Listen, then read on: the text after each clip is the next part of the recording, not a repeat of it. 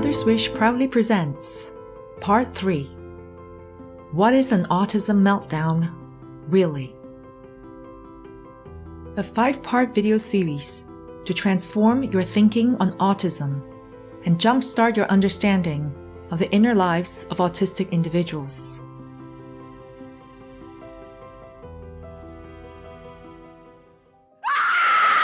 Autism meltdowns are manifested as emotional outbursts, self-injury, the injury of others, and the destruction of property.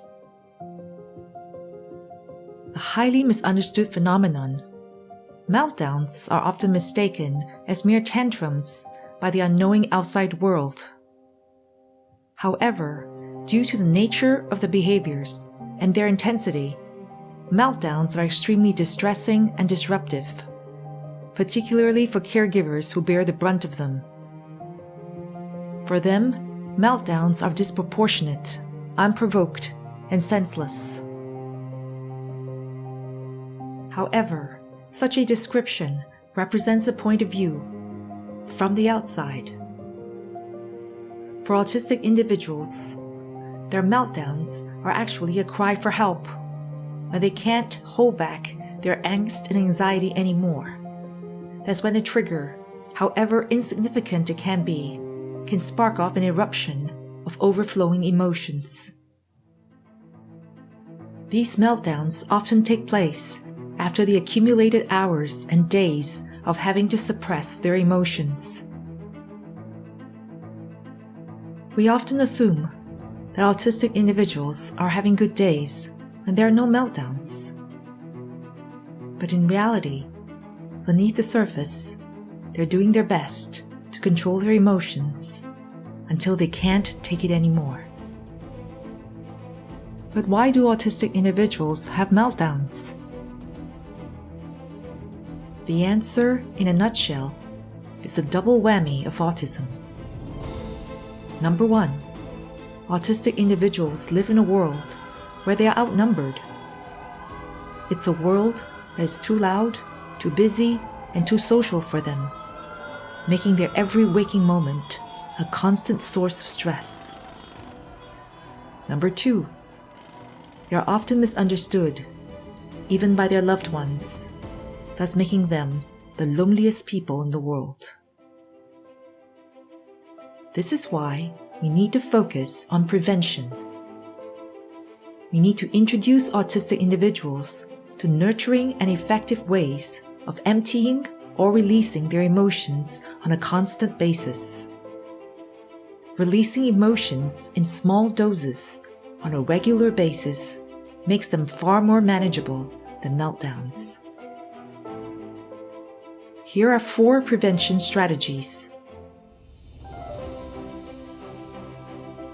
Number 1, understand emotions and aim for emotional balance. It's important to recognize that all emotions are equally valid. In other words, happiness is no better than sadness. Our diverse emotions are an essential part of our humanity. But we do need to pay attention to emotional intensity. It is vital for autistic individuals not to get too high or too low from an emotional standpoint. Emotional balance is the goal. Number 2, pay attention to atypical behaviors. The atypical behaviors of autistic individuals, often labeled as inappropriate behaviors, may seem frightening, bizarre, or odd to many people. But they are actually a helpful tool. Why is that so? First, atypical behaviors help autistic individuals cope with their stresses. Second, they also serve to inform us about the autistic individual's emotional states and indicate the intensity of these emotions. In response, we need to acknowledge the autistic individual's ways of expressing their emotions, give them the words to describe these emotions, and show our concern for how they're feeling.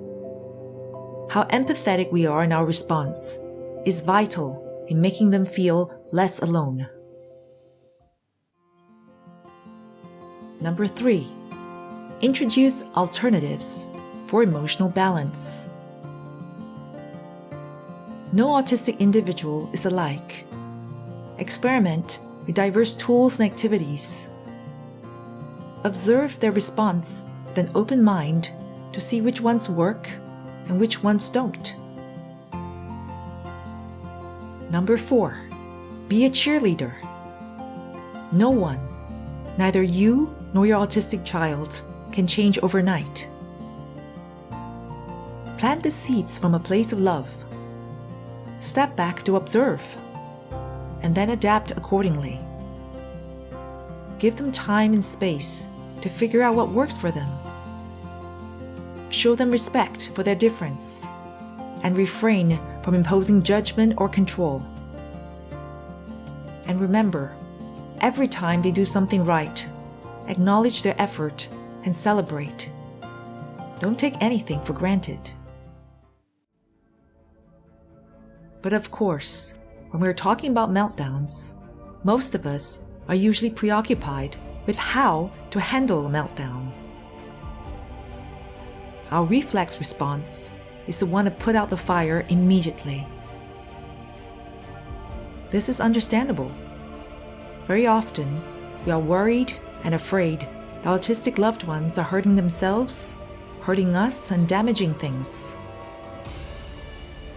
But the sobering truth is that by the time a meltdown is happening, there is not much we can do, except to limit the damage as much as possible.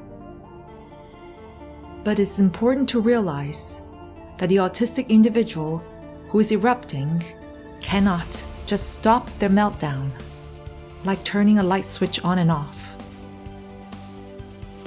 Here's a 3-step protocol to guide you in dealing with an autism meltdown.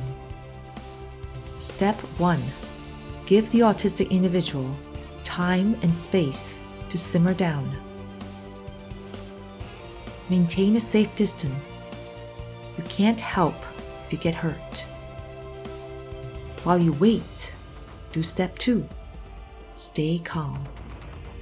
Depending on what works for you, you can take deep breaths, count from 1 to 10 slowly and quietly, and then repeat. Step 3. Face the difficult emotions coursing through your being. Don't fight your fears, your tears, and your frustration. The only way that you can be truly present for your autistic child and embrace them when their meltdowns have subsided is to experience these emotions in all of their sound and fury. Feel them course through you, and then let them go. Only then will you find the strength to hold your autistic child in your arms and let them know that you love them despite everything that just happened.